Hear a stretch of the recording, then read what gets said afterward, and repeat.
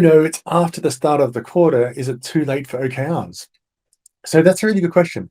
It's after the start of the quarter, right? It's now, what are we now? It's the 7th of January, and especially in Q1, especially at the start of the calendar year, but also in Europe, this often happens around the July time period, just because people are away. But especially at the start of the year, people are on vacation. People are going to their Christmas holiday, and at the start of the year is a really hard time to get people going, right?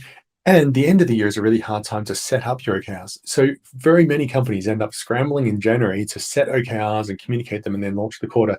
And they only end up launching their OKRs at the end of January or early February or sometime into the second, even into the second month of the quarter. Now, clearly that's not ideal. Clearly it would be ideal to be able to start your quarter right when everyone gets back at the same time. The first thing we do is we say, right, this is our plan for the quarter. Or you do it at the end of the last quarter, right? That's another thing you can do it at the end of the last quarter. However, like planting a tree, the best time to plant a tree is always in the past, right? Because then you have a tree that's growing. But the second best time to plant a tree is now, right?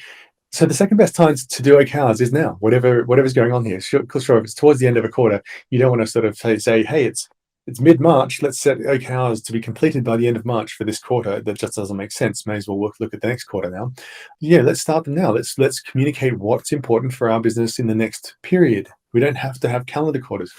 For me, I don't have a large team. I have one, and I have a couple of people who help me, but I do my OKRs based on that calendar quarters offset by 1 month. So I start at February and end in February, March, April. End in April. That's my Q1, because most of my work tends to overlap that period. My customers tend to sign on, and I do marketing work, and the sales work that I do tends to be the second and third month of the calendar quarter.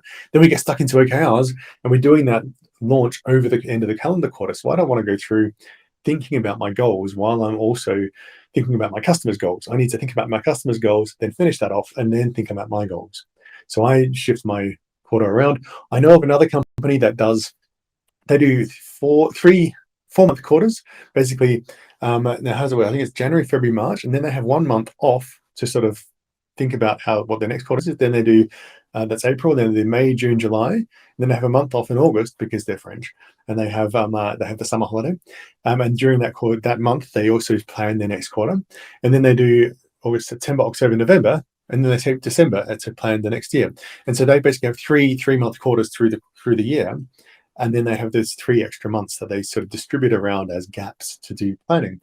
You can do it however you want. The point is that if you want your team, you want your organization to make progress. By the way, you can even change it. So you can even say, okay, we're going to do OKRs for the next 5 months, and then we're going to start with 3 monthly OKRs. Or we can say 2 monthly with and then we go into 3 month cycles, whatever you want.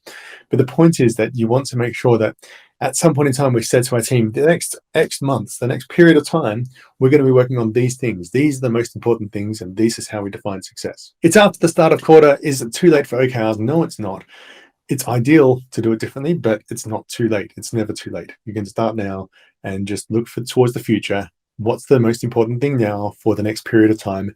What I would recommend you do is you put an end date on it. So don't set OKRs like, these are our OKRs generally, and we're just going to continue doing these forever. You want to have an end time on it so that you do actually create that rhythm.